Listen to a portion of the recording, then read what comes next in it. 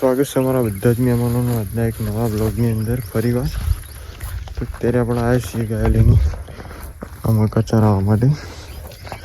જો બધી ગાયો ચરતી આટલા પોકી છે અમે. પેલા લેબડા દેખાય એ બાજુથી બધાથી આવ્યા છીએ. ચારતા આ બાજુ બધું ચરી રહી છે અત્યારે. આમથી ચારતા આવ્યા. હજુ તો 11 વાગ્યા છે. 11 જેવું વાગી જશે ને આમ પછી આપણે 12 વાગે ચા બા પી અને પાણી પીવડાવવા માટે જવાનું છે. રોજ જઈએ તલાઈમ જવાનું છે, જગ્યા કરતા નહીં. આજ ફેર બતાવું બરોબર. તો અત્યારે તો આટલા બધા ગાયો ચરી રહી છે. આપણે જઈએ છીએ આમાં પેલી મકા બરોબર, પેલો બોર એ બાજુ જઈએ છીએ.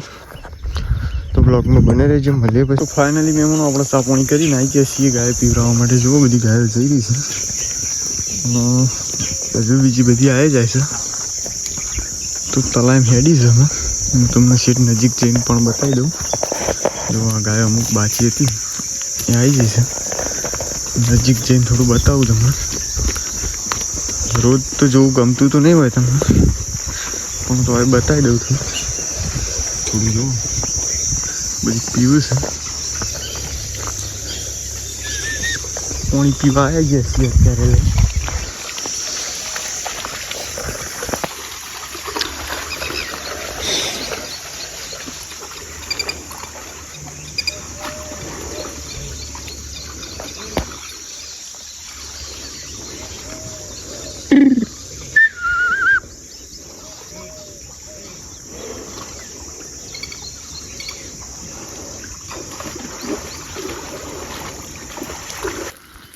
તો ફાઇનલી મહેમાનો આપણે આવ્યા છીએ અહીંયા ખેતરની અંદર. જોઈ લો, ઈંડાવાળું ખેતર છે, લસકાવાળું ખેતર છે.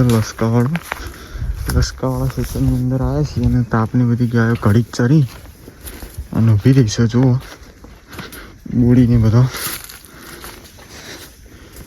વાગો છે. પગો જુઓ.